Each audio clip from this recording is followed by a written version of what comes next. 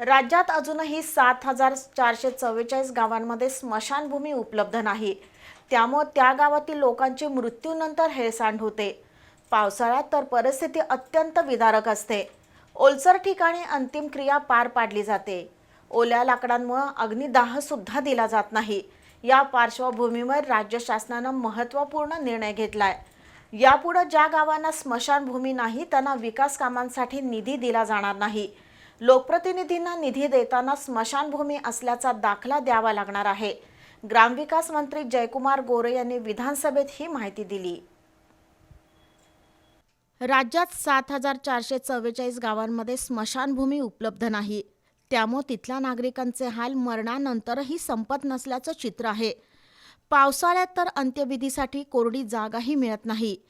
अनेक गावामध्ये कमरे इतक्या पाण्यातून दुसऱ्या ठिकाणी अंत्यविधीसाठी जावं लागतं, तर काही ठिकाणी स्मशानभूमीची दुरावस्था झाली आहे।